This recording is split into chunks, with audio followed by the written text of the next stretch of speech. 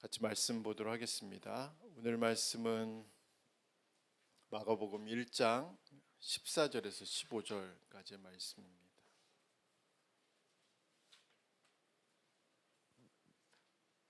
우리 같이 한번 읽겠습니다. 요한이 잡힌 후 예수께서 갈릴리에 오셔서 하나님의 복음을 전파하여 이르시되 때가 찼고 하나님 나라가 가까웠으니 회개하고 복음을 믿으라 하시더라. 아멘. 네. 우리가 이제 늘 편안하게 찬양하고 또 기도하고 오늘 말씀을 나누다가 우리 대림절 절기에 이렇게 순서대로 또 하는 게 쉽지 않은 것 같아요. 저도 참 오랜만에 또 이렇게 여러 가지 순서들을 넣고 또 그 안에서 담겨진 의미들을 찾는 게 그렇게 쉽지 않은 것 같습니다. 자, 오늘은 회개라는 제목으로 하나님의 말씀을 전하도록 하겠습니다. 대림절 둘째 주일을 저희들이 맞이했습니다. 대림절 둘째 주일의 메시지는 공통적으로 회개에 대한 메시지입니다. 그러니까 저희만 회개에 대한 메시지를 가지고 이 말씀을 함께 묵상하고 또 이 말씀을 함께 나누는 것이 아니라 둘째 주간에는 회개에 대한 메시지가 공통적으로 대림절을 지키는 교회마다 선포되는 메시지입니다. 우리가 회개에 대한 메시지를 살펴보기 전에 우리가 알고 있어야 되는 것이 있습니다. 그것은 우리가 지금 두 세계 사이에 살고 있음을 우리는 알고 있어야 합니다. 여기서 두 세계란 하나님의 통치를 받아들이는 세계, 그리고 사탄의 통치 아래에 있는 세계를 말합니다. 물론 이 모든 세계는 하나님이 주가 되시고 하나님이 모든 것들에 대한 통치권을 가지고 있습니다. 물론 하나님께서는 모든 세계, 또 모든 만물, 또 모든 주권자들의 주가 되십니다. 그러나 하나님은 예수 그리스도가 왕의 왕으로 오시기 전까지, 예수 그리스도가 주의 주로 오시기 전까지 우리로 하여금 이 두 세계 사이에 살게 하셨습니다. 현 세상에 존재하는 국가들 중에는 어떤 분쟁이나 전쟁이 일어났을 때 어느 편에도 서지 않는, 그래서 유엔이 인정한 중립국가들이 있습니다. 그뿐 아니라 스스로 중립 정책을 펼치는 국가들이 있어서 어떤 문제가 나라와 나라 사이에, 민족과 민족 사이에 어떤 문제가 발생했을 때 어느 편에도 서지 않는 그런 국가들이 현재 존재하고 있습니다. 그러나 제가 지금 말씀드리는 이 두 세계 사이에 중립된 세계는 없습니다. 그리고 어느 세계에도 포함되지 않는 중립된 존재들은 이 세상에 존재하지 않습니다. 그것이 영적인 존재이든 영적이지 않고 육체를 가지고 있는 존재이든 상관없이 어느 편에, 한 편에 분명하게 서 있는 것이 바로 하나님이 만들어 놓은 두 세계 사이에 존재하는 우리들의 모습입니다. 우리 스스로는 나는 중립적인 위치에 있다라고 주장할 수 있습니다. 그러나 예수님은 오늘 말씀을 통해서, 오늘 우리가 함께 읽은 메시지를 통해서 중립적인 존재, 중립적인 세계가 존재하지 않다라고 분명하게 말씀하셨습니다. 그 메시지는 무엇이냐면 하나님 나라가 가까이 왔다는 것입니다. 하나님 나라가 가까이 왔다는 것은 이 세상 안에는 하나님 나라와 무관한 존재들이 있다는 것을 간접적으로 말씀하신 겁니다. 하나님 나라가 가까이 왔다는 것은 하나님 나라를 반대하는 세력들이 존재하고 있다라는 것을 말씀하시는 겁니다. 더 나아가 하나님 나라가 가까이 왔다는 이 메시지 안에는 하나님 나라를 소망하는 자들에 대한 초청 메시지이기도 합니다. 예수님은 하나님 나라가 가까이 왔다는 메시지를 선포하심으로 인해 그 메시지를 듣는 사람들에게 어느 세계에 속하며 살아갈 건지에 대해서 결단을 촉구하는 메시지가 바로 예수님이 공생에 처음 선포하신 메시지입니다. 예수님의 이 메시지는 2000년 전에 갈릴리라는 한 지역에 해당되는 사람들에게만 선포된 메시지는 아닙니다. 복음이 선포되는 곳마다 복음을 듣는 모든 사람들을 향한 메시지가 바로 하나님 나라가 가까이 왔다. 메시지입니다. 이 메시지는 바로 오늘 우리에게도 들려지는 메시지입니다. 부활하신 예수님은 오늘 이 예배를 드리고 있는 우리에게 하나님 나라가 가까이 왔다는 메시지를 전하고 계시면서 어느 세계에 속하며 살아갈 건지에 대해서 결단을 촉구하는 줄 믿습니다.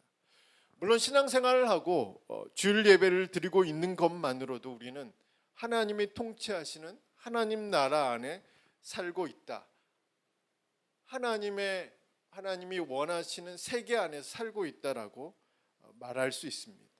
그러나 하나님 나라가 가까이 왔다라고 선포하시면서 동시에 말씀하신 이 메시지대로 우리의 삶이 변화되지 않으면 우리는 아무리 예배를 드려도, 우리는 우리 나름대로 신앙생활을 열심히 한다고 해도 하나님 나라와는 전혀 무관한 삶을 살고 있다라는 것이 예수님의 메시지의 핵심입니다. 그것은 회개하지 않으면 우리는 하나님 나라와는 전혀 무관한 인생, 하나님 나라가 아니라 하나님의 통치를 거부하는 나라 안에 살고 있음을 분명하게 보여주는 겁니다. 그래서 이 회개는 하나님 나라로 들어가는 관문입니다. 이 관문을 통과하지 않으면 우리가 드리는 예배, 우리가 하고 있는 신앙생활 자체가 예수님이 선포하신 하나님 나라와 무관하고 우리의 기다림 역시 소망의 날이 아니라 절망과 심판의 날이 될 수밖에 없다라는 메시지가 예수님이 회개하라 천국이 가까이 왔다라는 이 말씀 속에 포함된 메시지입니다. 그러므로 우리는 예수님이 공생애를 시작을 알리면서 가장 먼저 선포하셨던 회개라는 메시지를 듣고, 그리고 예수님과 그분의 제자들의 핵심 메시지였던 이 회개하는 이 말씀을 듣고 다시 한번 우리 자신을 말씀의 저울 위에 올려놔야 합니다. 회개하는 메시지가 오늘 우리에게 낯설게 들리는 이유, 또 때로는 불편하고 거북하게 들릴 수 있습니다. 그 이유는 지금까지 우리가 열심히 해왔는데, 지금까지 힘든 상황 속에서도 어렵게 신앙을 잘 지켜왔는데, 이 회개하라는 말씀을 듣는 순간 어떤 생각이 드냐면, 처음으로 다시 돌아가라는 메시지인가? 지금까지 내가 해왔던 게 잘못된 것인가? 지금까지 나는 잘해왔다고 생각했는데 잘해온 그 모든 것이 아무 소용이 없다는 얘기인가? 나는 죄인이라는 말인가? 아직도 나는 회개해야 할 그런 죄를 가지고 있다는 말인가? 뭐 여러 가지 복잡한 생각이 들 수도 있습니다. 그러나 이런 복잡한 생각에도 불구하고 우리가 다시 이 메시지 앞에 우리 자신을 들여다봐야 하는 이유는 지금까지 쌓아온 것, 지금까지 내가 노력한 것, 지금까지 내가 열심을 낸 것이 하나님과는 무관한 것이 될 수 있기 때문에 바로 이 말씀 위에 우리 자신을 비춰봐야 한다는 사실입니다. 나름대로 사람들에게 또 교회에서 인정받고 또 충성을 다해왔지만, 개인적인 종말이 되었든 주님이 다시 오시는 영원한 종말이 되었든 간에 우리가 영원한 보좌 앞에 섰을 때 예수님이 우리를 모른다라고 말씀하실 수 있기 때문에 우리는 이 메시지 앞에 다시 한번 우리 자신의 모습들을 점검해 보아야 합니다. 모른다고 하시면 그것으로 끝나는 게 아니기 때문에 그렇죠. 더 이상의 기회가 없습니다. 회개하라는 메시지가 들려왔을 때가 어쩌면 우리에게 소망이 있고 희망이 있다는 것을 분명하게 보여주는 겁니다. 회개하라는 메시지가 들리지 않는 시간이 올 텐데 그 시간은 더 이상 우리에게 기회가 없다는 것을 말합니다. 더 이상 우리의 삶을 반복할 수 없고 번복할 수 없고 되돌릴 수 없는 그때가 바로 이 회개하라는 메시지가 들리지 않을 때라는 사실입니다. 그렇기 때문에 우리 다시 한번 회개하라는 메시지 앞에 우리를 세워 놓아야 합니다.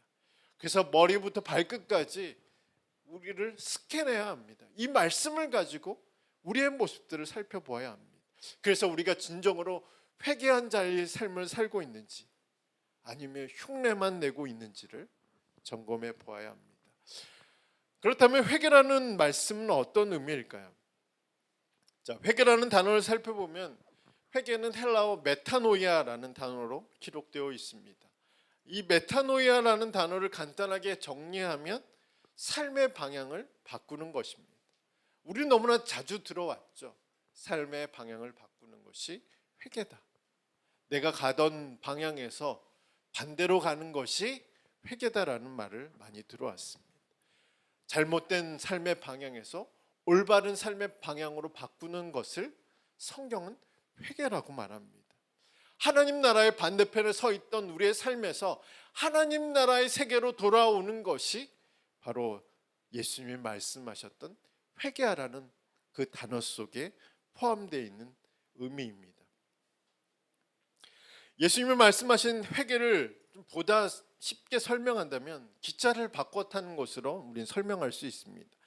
만약 지금 내가 서울로 가는 기차를 타고 있는데 회개한다는 것은 바로 그 서울행 기차에서 내려서 부산으로 가든지 목포로 가든지 기차를 옮겨 타는 것을 말합니다. 우리는 간혹 회개를 오해할 때가 있습니다. 어떤 것을 오해하냐면 서울로 가는 기차를 그대로 타고 가면서 그 안에서 잘못을 뉘우치고 그 안에서 자신의 모습들을 되돌아보면서 하나님께 용서를 구하는 겁니다. 그러니까 기차는 바꿔 타지 않으면서 계속 그 차에 올라타 있으면서 자꾸 뉘우치는 거예요. 자꾸 용서를 구하는 겁니다. 그러나 예수님이 말씀하셨던 회개, 그리고 예수님이 말씀하셨던 그 하나님 나라로 들어가는 그 관문은 그 기차에서 내리는 거예요. 그 기차를 바꿔 타는 것이 바로 하나님 나라로 들어갈 수 있는 관문이라고 말씀하셨습니다. 종종 회개한 삶에 대해서 오해하는 것 중에 하나가 이런 겁니다. 존 보년의 철로역정을 보면 멸망의 도시에서 빠져나와 순례 여행을 하는 크리스천에게 다가온 인물 중에 하나가 바로 세속현자입니다. 지혜로운 사람이죠. 세상에서 지혜로운 사람. 이 세속현자는 크리스천의 여행을 무모하다, 무지하다, 어리석은 여행으로 그렇게 취급하면서 크리스천에게 이런 제안을 합니다. 그 무거운 짐을 덜어줄 방법을, 그리고 그 고통에서 벗어날 방법들을 알려줍니다.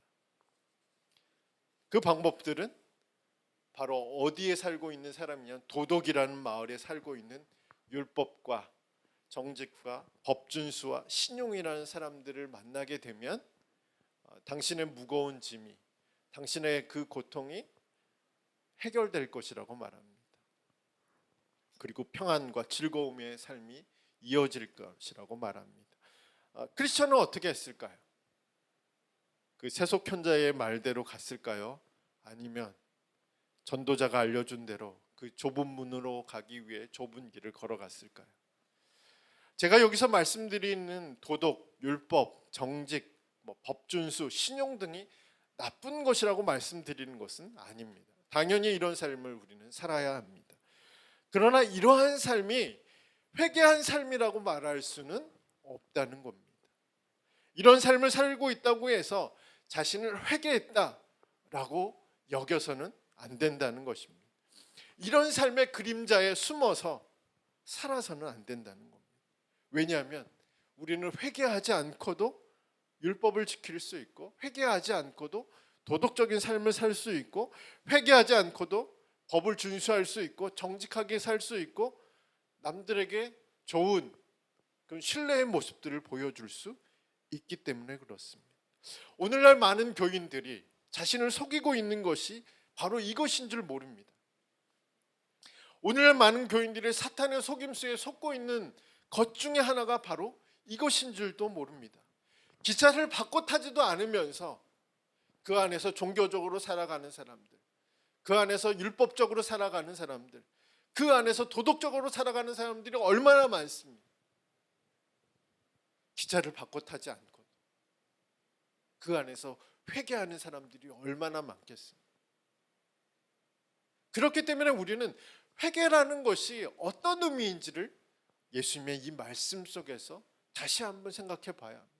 회개는 주인을 바꾸는 겁니다.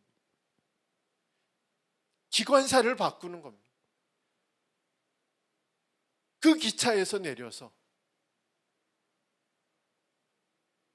예수님이 운전하는 그 기차를 올라타는 것이 회개입니다.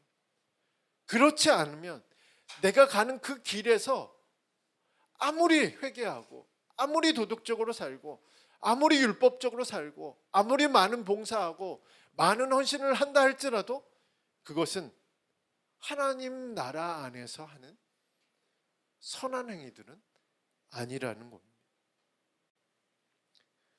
그렇다면 이제 기차를 옮겨 타는 것이 우리에게 필요합니다. 지금까지 해왔던 것들이 하나님과 무관한, 하나님이 받으신 것들이 아니라면 지금 우리는 회개해야 합니다. 기차를 바꿔 타는 것이 필요합니다. 그 기차를 바꿔 타는 것은 제가 좀 전에 말씀드렸던 것처럼 예수님을 나의 주인으로 인정하는 것, 그리고 그분께 나의 인생을 온전히 맡기는 겁니다. 복음서를 살펴보면 예수님이 회개하라고 선포하셨지만 회개에 대한 설명은 많지 않습니다. 그 대신 회개한 사람들이 어떤 삶을 살아야 될지에 대해서는 분명하게 말씀하셨습니다. 복음서의 기록을 보면 회개한 사람들의 공통점이 있습니다. 꼭지점이 있습니다. 그것은 하나님을 자신의 주인으로 인정하는 겁니다. 그리고 하나님께 자신의 모든 삶을 맡기는 것입니다. 누가복음 18장과 19장의 말씀을 보면 두 세계에 살고 있는 사람들의 모습들을 우리는 발견할 수 있습니다. 18장에서 그리고 19장에서 각각 다른 세계에 살고 있는 사람들을 발견할 수 있습니다. 먼저 회개한 사람들, 그리고 곧 하나님 나라 안에 살게 된 인물은 바로 누가복음 19장에 등장하는 삭개오라는 인물입니다. 삭개오라는 인물은 초기 기독교 교회에 잘 알려진 인물입니다. 그가 어떻게 예수를 만났는지, 그가 어떻게 회개했는지 누가는 누가복음 19장에 자세하게 기록해 두었고, 그 기록을 통해서 예수님을 자신의 주로 인정한 사람들, 그리고 하나님께 자신의 인생을 맡긴 사람들의 삶이 어떤 삶이 되어야 하는지에 대해서 분명하게 보여주고 있습니다. 우리는 삭개오를 통해서 회개한 삶이 어떤 삶인지, 기차를 바꿔 타는 사람들은 어떤 삶의 특징을 가지고 있는지 확인할 수 있습니다. 그러나 반대로 회개하지 않은 사람, 하나님 나라 안으로 들어오지 않는 사람들은 어떤 사람들일까요? 우리가 생각하는 악한 사람들은 아닙니다. 18장의 말씀을 보면 우리가 생각한 사람은 아니에요. 이 사람은 하나님 나라에 들어오지 못한 사람이야, 이 사람은 회개하지 않은 사람일 거야 라고 생각하는 그 기준에서 벗어난 사람입니다. 불신자가 아니었어요. 하나님을 모르는 사람들이 아니었습니다. 말씀을 모르는 사람들이 아니었어요. 말씀을 지키지 않는 사람이 아니었습니다. 누가복음 18장의 말씀을 보면 그는 부자입니다. 그는 예수님을 선하다라고 부르는 사람입니다. 그는 계명을 아는 사람입니다. 그는 그 계명을 어릴 때부터 지켜온 사람입니다. 예수님은 이 사람에게 어떻게 말씀하셨을까요? 한 가지 부족한 것이 있다라고 말씀하셨습니다. 여기서 한 가지 부족하다라는 말씀은 여러 개 중에 한 개가 부족하다, 이 말씀이 아니라 다른 것은 다 있는데 가장 중요한 한 가지가 없다라는 거죠. 반드시 있어야 하는 것이 없다라는 말씀입니다. 그것은 무엇일까요? 회개하지 않았다. 예수님을 자신의 주인으로 인정하지 않았다는 거죠. 하나님께 자신의 인생을 맡기지 않았다는 겁니다. 그런 그에게 예수님이 이렇게 말씀하셨죠. 다 팔아서 가난한 사람들에게 나눠주고 예수님 자신을 따르라고 말씀하셨습니다. 그 기차에서 내려서 내가 운전하는 기차에 올라타라고 말씀하셨습니다. 기차를 바꿔 타지 않으면 율법을 지키는 행위 자체가, 선한 삶을 살아왔던 그 행위 자체가 나쁘다라고 말씀드리는 건 아니. 그런 삶을 당연히 살아야겠지만 그것과 하나님의 구원과 하나님의 나라와는 무관하다라고 말씀하고 있습니다. 기차를 바꿔 타지 않으면 부자가 됐든 계명을 알고 있든 계명을 지키고 있든 하나님 나라에 갈 수 없다라고 말씀하셨습니다. 예수님 근심만 하고 돌아간 사람을 보면서 누가복음 18장 24절 25절에 이렇게 말씀하셨습니다. 예수께서 그를 보시고 이르시되 재물이 있는 자는 하나님의 나라에 들어가기가 얼마나 어려운지, 낙타가 바늘기로 들어가는 것이 부자가 하나님의 나라에 들어가는 것보다 쉬우니라 하시니. 이 말씀의 핵심은 무엇일까요? 부자가 하나님 나라에 들어가기 어렵다는 말씀일까요? 핵심은 그게 아니죠. 기차를 바꿔 타지 않으면, 회개하지 않으면 어느 누구도 하나님 나라에 들어갈 수 없다라는 말씀입니다. 부유한 사람도 가난한 사람도 말씀을 알고 지키고 있는 사람도 그렇지 않은 사람도 예수님을 자신의 주로 인정하고 예수님께 자신의 인생을 맡기지 않으면 결코 하나님 나라에 들어갈 수 없다. 하나님 나라와는 무관하다라고 말씀하고 있습니다. 그렇다면 예수님께서 부자에 대해서 이렇게 직접적으로 말씀하신 이유는 무엇일까요? 부자나 종교적인 사람들, 그리고 많은 것을 누리고 있는 사람들에게는 더 큰 결단이 필요하다고 말씀하신 겁니다. 그만큼 내려놓고 주님을 따르기가 쉽지 않다는 말씀입니다. 다시 기차로 돌아왔어요. 서울행 기차를 타고 있어요, 어떤 사람이. 근데 그 사람이 짐이 많아요. 비싼 짐들이 많아요. 근데 그 기차가 종착역이 서울이 아니라 지옥행 기차라면 어떻게 될까요? 물론 그 끝은 다 모르겠죠. 근데 그 비싼 물건을 가지고 내릴 수 있을까요? 그 비싼 물건을 포기하고 혼자만 내릴 수 있을까요? 그 기차 안에 자기가 일평생 모아둔 것이 다 거기에 있어요. 근데 기차를 갈아타라고 하는데 그게 쉬운 일일까요? 그걸 포기하고 다른 기차를 옮겨 탈 수 있을까요? 바로 예수님의 비유가 그런 말씀인 거죠. 부자가 하나님 나라에 들어가기가 왜 어려울까요? 내려놓는 게 어렵기 때문에, 지금까지 쌓아 올린 게 너무 많기 때문에 그래요. 그것을 내려놓고 다른 기차로 타기에는 너무 큰 대가를 치러야 되니까 하나님 나라에 들어가는 회개를 하지 않는다는 말씀입니다. 그럼에도 우리가 회개해야 되는 이유가 있죠. 그럼에도 그가 부자이든 좋은 배경을 가지고 있든 지금까지 많은 것을 쌓아 올리든 뭐 어떤 사람들 간에 그런 큰 결단을 하고 다시 예수님이 운전하는 기차로 올라타야 되는 이유는 분명하죠. 하나님 나라와 무관한 삶을 살고 있기 때문에 그렇습니다.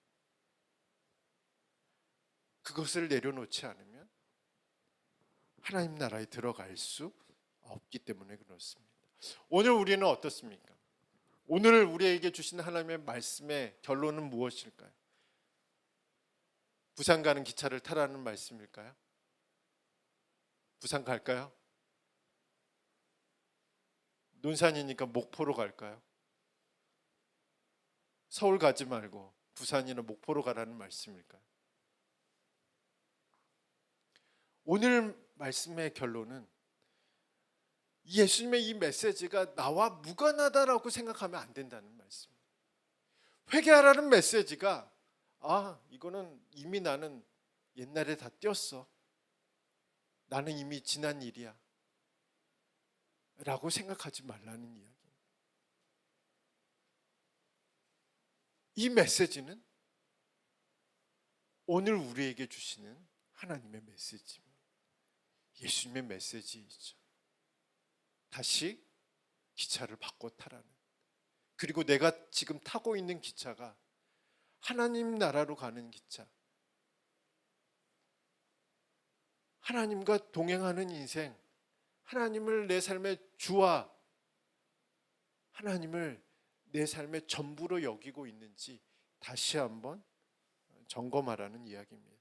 대림절 둘째 주간 회개하라는 이 메시지는 다시 한번 우리가 지금 어떤 삶을 살아가고 있는지, 제대로 살아가고 있는지 그 길을 점검하라는 메시지인 줄 믿습니다. 이 말씀대로 이번 한 주간 주님의 말씀대로 다시 우리의 모습들을 점검하고 주님의 초청에 응답하는 저와 여러분이 되길 간절히 소망합니다.